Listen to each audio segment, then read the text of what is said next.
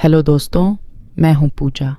आज मैं आपको अपनी ज़िंदगी का एक ऐसा सच बताने जा रही हूं जिसे मैंने सालों तक अपने दिल के सबसे गहरे और अंधेरे कोने में छुपा कर रखा था। मेरी उम्र 28 साल है। लोग कहते हैं कि मेरी आंखों में एक अजीब सी चमक है, पर कोई नहीं जानता कि उन आंखों के पीछे कितना गहरा सन्नाटा है।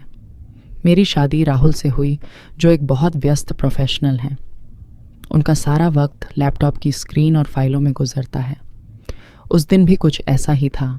राहुल काम के सिलसिले में शहर से बाहर गए हुए थे और मैं अपने मायके के उस पुराने पुश्तैनी गांव वाले घर में बिल्कुल अकेली थी।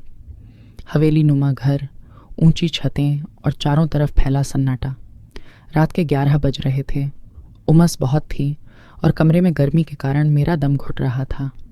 मैंने अपनी सूती सादी की प्लेट्स को थोड़ा ढीला किया ताकि थोड़ी राहत मिले। मैं बिस्तर पर करवटें बदल रही थी, तभी दरवाजे पर धीमी और सधी हुई दस्तक हुई।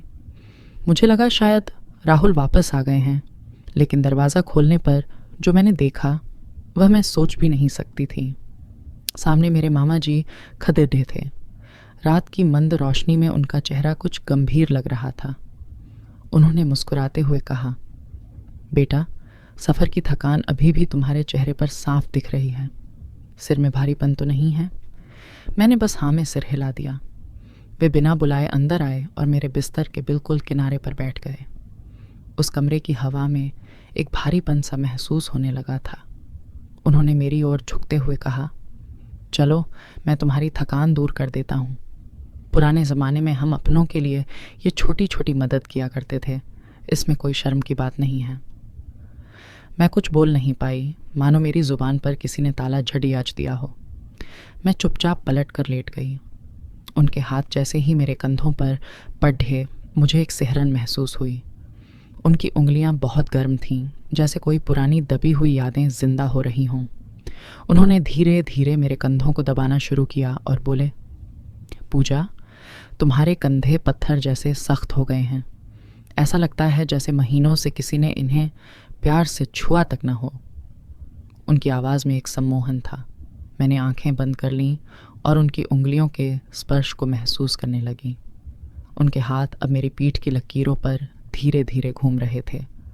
मेरा पूरा शरीर कांप रहा था, पर यह डर नहीं था। यह वह दमित अकेलापन था जो अब बाहर निकलना चाहता था।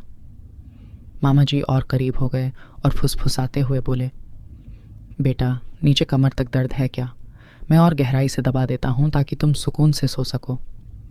उनकी आवाज़ में एक ऐसी गहराई थी जिसने मेरे दिल की धड़कनों को बढ़ा दिया। उनके हाथ अब मेरी कमर के निचले हिस्से पर थे। मैं खुद को रोकने की कोशिश कर रही थी। मेरा ज़मीर कह रहा था कि यह गलत है, पर मेरा शरीर जैसे मेरा कहना नहीं मान रहा था। उन्होंने मेरे कान के पास झुककर अपनी गर्म सांसें छोड़ते हुए कहा, तुम्हारी कमर तो मखमली रेशम की तरह मुलायम है। उस पल मेरी रूह तक में एक अजीब सी गर्मी दौड़ गई। अचानक बाहर सड़क पर किसी गाड़ी के गुजरने की आवाज़ आई। वो चौंक गए। लगता है बाहर कोई है, मैं चलता हूँ। वे चले गए, पर कमरे में उनकी मौजूदगी और उनके स्पर्श की गर्माहट अभी भी बरकरार थी। उस पूरी रात में सो नहीं सकी। छत को घूरते हुए सिर्फ एक ही सवाल मेरे दिमाग में गूंज रहा था, क्या यह गलत है? समाज इसे गलत कहेगा, पर क्या वो सुकून गलत हो सकता है जिसका मैं बरसों से इंतज़ार कर रही थी? अगले कुछ दिनों तक यह सिलसिला बन गया। कभी चाय के बहाने तो कभी पुरानी फाइलें ढूंढने के नाम पर वो मेरे पास आते। मैं अब उन्हें रोकने की हिम्मत नहीं जुटा पा रही थी। मैं जानती थी कि यह रिश्ता मर्यादा की लकीर पार कर रहा है, पर मेरा दिल उस खुशी का आदी हो चुका था जो मुझे राहुल के पास कभी नहीं मिली। अब मैं रोज़ रात उनका इंतज़ार करती हूँ। वो आते हैं और मैं खुद को उनके हवाले कर देती हूँ। वो कहते हैं, पूजा, मैं तुम्हें वो हर खुशी दूंगा जो तुम्हें इस दुनिया में और कोई नहीं दे सकता। और मैं उनकी बात मान लेती हूँ। ये कहानी अब ऐसे मौदा पर है जहाँ से पीछे लौटना मुमकिन नहीं है। क्या आप जानना चाहते हैं कि इसके बाद क्या हुआ? क्या वाकई मेरे इस फैसले ने मेरी ज़िंदगी बदल दी या फिर एक नया तूफ़ान खड़ा कर दिया?